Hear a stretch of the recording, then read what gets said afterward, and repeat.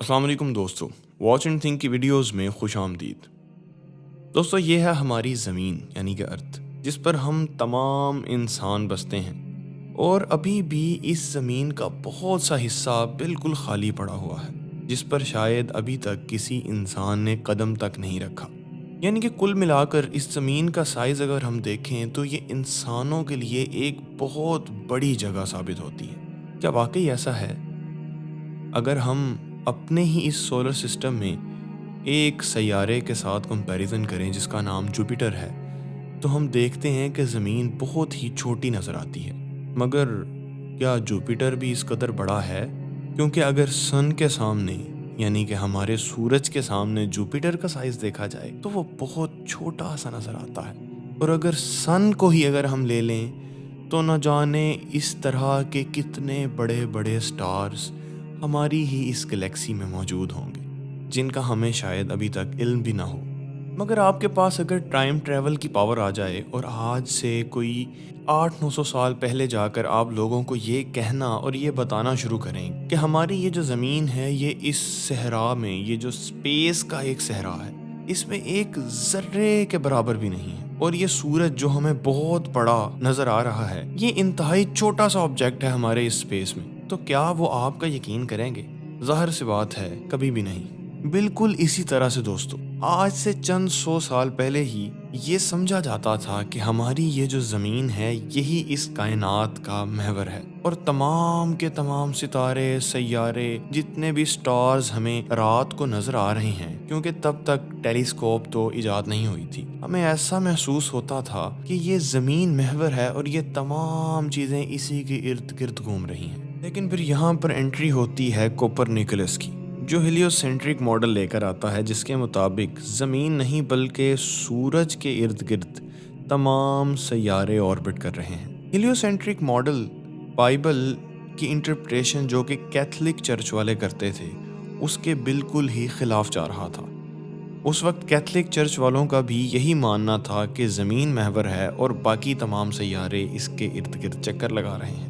मगर यहाँ पर एंट्री होती है एक और बंदे की, जिसका नाम है गैलीलियो। बहुत से लोग ये समझते हैं कि गैलीलियो ने टेलीस्कोप इजाद की थी, जबकि ऐसा नहीं है। गैलीलियो ने सबसे पहले टेलीस्कोप का रुख आसमान की तरफ किया था। गैलीलियो भी हीलियोसेंट्रिक मॉडल का ही मानने वाला था, जिसकी वजह से कैथलिक चर्च की तरफ से इसे उम्र कैद की सज़ा सुनाई गई थी, क्योंकि गैलीलियो उस वक्त के तमाम लोगों का जो यकीन था उसके बिल्कुल मुखालिफ सिमत में जा रहा था। मगर फिर वक्त के साथ साथ बहुत ज़्यादा प्रूफ मिलने के बाद लोगों ने आहिस्ता आहिस्ता इस बात को तस्लीम करना शुरू कर दिया। मगर 17वीं सदी में अब यहाँ एक और बंदा आता है जिसका नाम है केपलर। केपलर ये आकर कहता है कि बात अभी यहाँ पर ख़त्म नहीं हुई, क्योंकि उसका ये कहना था कि ये तमाम सैयारे ना सिर्फ सूरज के गिर्द चक्कर लगा रहे हैं बल्कि ये रोटेट भी कर रहे हैं। यानी कि ना सिर्फ सूरज के गिर्द बल्कि ये सैयारे अपने गिर्द भी ऑर्बिट कर रहे हैं। लेकिन दोस्तों, 18वीं सदी तक अभी तक एक बात पर किसी का भी ध्यान नहीं गया कि ये जो सूरज है जिसके इर्द गिर्द तमाम सैयारे चक्कर लगा रहे हैं, क्या वो सूरज भी किसी चीज़ के गिर्द चक्कर लगा रहा है या वो साकिन है? मगर 18वीं सदी तक तमाम लोगों का यही मानना था कि सूरज बिल्कुल साकिन है और वो बिल्कुल भी हरकत नहीं कर रहा। तो बिल्कुल सही सोच रहे हैं आप, यहाँ पर एंट्री करवाते हैं एक और बंदे की, जिसका नाम है विलियम हर्शल।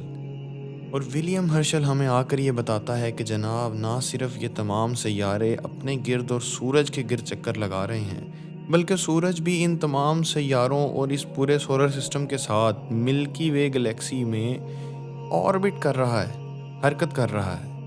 यानी कि इतने 100 सालों में हमने ये जाना कि ना सिर्फ हमारी ज़मीन, ये चाँद और ये सोलर सिस्टम के तमाम सैयारे, बल्कि सूरज भी हरकत कर रहे हैं, ऑर्बिट कर रहे हैं अपने अपने अंदाज में, अपने अपने मदार में। अब यहाँ पर हम बात करते हैं आज से 1400 साल से भी ज़्यादा अरसे पहले नाजिल हुई सूरह यासीन की आयत नंबर 40 की, जिसका तर्जुमा कुछ यूँ है कि ना सूरज के बस में है कि वो चाँद को जा पकड़े, और ना रात दिन पर सबकत ले जा सकती है, ये सब अपने अपने मदार में तैर रहे हैं। अब यहाँ पर चाँद और सूरज دونوں کے تیرنے یا حرکت کرنے کا ذکر موجود ہے، اور یہاں پر ورڈ یسمعون یوز ہوا ہے۔ عربک میں اس ورڈ کا مطلب حرکت سے لیا جاتا ہے۔ اگر یہ ورڈ سمندر میں کسی کشتی کے لیے لیا جائے گا تو اس کا مطلب ہے کہ وہ کشتی سمندر میں تیر رہی ہے۔ اگر یہ ورڈ کسی انسان کے لیے لیا جائے گا تو اس کا مطلب ہے وہ انسان چل رہا ہے، یعنی کہ یہ ورڈ اسپیسیفکلی حرکت کو ڈیفائن کرنے کے لیے یوز کیا جاتا ہے۔ اب اس آیت میں ایک اور طرف بھی اشارہ دیا گیا ہے کہ رات کے بس میں نہیں کہ وہ دن کو جا پکڑے، یعنی کہ یہاں پر زمین کی روٹیشن کے بارے میں بتایا جا رہا ہے کہ زمین صرف ایک ہی طرف روٹیٹ کر رہی ہے، وہ دوسری طرف روٹیٹ نہیں کرتی کہ ابھی رات جائے اور اسی وقت رات واپس آ جائے، یا دن ابھی جائے اور دن ہی واپس آ جائے۔ ایسا کبھی نہیں ہو سکتا، کیونکہ ہم جانتے ہیں زمین کے اپنے گرد آربٹ کرنے کی وجہ سے سورج کی سن لائٹ آدھی زمین پر ہوتی ہے، آدھی پر نہیں ہوتی۔ زمین کا جو حصہ سورج کے سامنے ہوگا وہاں دن ہوگا، اور جو حصہ دوسری طرف ہوگا وہاں رات ہوگی۔ کبھی بھی ایسا نہیں ہو سکتا کہ سورج اس طرف آ جائے اور جہاں پر رات ہونی چاہیے وہاں اچانک سے دن نکل آئے۔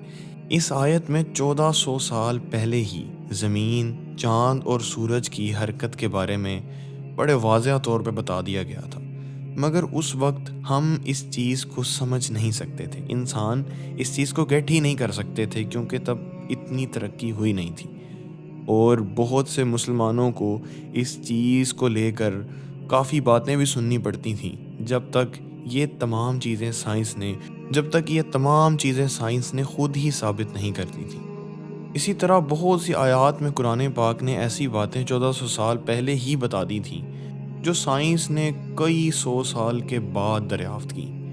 آپ اس بارے میں کیا رائے رکھتے ہیں؟ کمنٹ سیکشن میں ضرور بتائیے گا۔ ملتے ہیں واچ اینڈ تھنک کی ایک نئی ویڈیو کے ساتھ، تب تک کے لیے اللہ حافظ و ناصر۔